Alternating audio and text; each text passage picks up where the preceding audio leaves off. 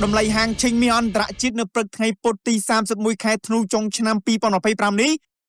Châu nửa đầm lầy pram pon pi rồi chất sập $4 khung mi đầm lắng. Rus mà nâng buôn pon bay rồi chất sập $4 khung mi aun. Ngày ní chỉ ngày trong crowd ní năm pi pon ở pay pram. Đầm nào mi ban họ lang thay pin mi năm. Nâng ban bồng bay cầm nót trái chỉ tràn đông mình thộp miến chập tăng pi trong khai mê sa mốc. Bần to pi ca đã pun bền chỉ cam chia sa có. Tròn một tập ba đã bao bát thi nia tập đây am định lục đô nà trầm. បន្ថែមពីនេះភាពតានតឹងលើភូមិសាស្ត្រនយោបាយពិភពលោកដែលកំពុងកើតឡើងការកាត់បន្ថយអត្រាការប្រាក់ពីធនាគារកណ្ដាលអាមេរិករបាយការណ៍សេដ្ឋកិច្ចអាមេរិករួមទាំងការប្រមូលទិញដុំមាសពីធនាគារកណ្ដាលធំៗជុំវិញពិភពលោកនិងលំហូរចូលនៅក្នុង ETF បានជំរុញឲ្យតម្លៃមាសកើនឡើងឥតឈប់ឈរ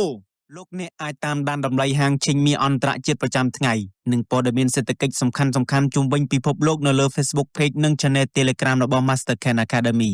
ប្រសិនលោកអ្នកចង់ប្រឹក្សាយោបល់ពីការទិញលក់មាសអន្តរជាតិជាមួយគ្រូជំនាញដែលមានបទពិសោធន៍14ឆ្នាំអាចតាក់ទងតាមរយៈលេខទូរស័ព្ទឬលេខ Telegram 070 80 5 សូមអរគុណ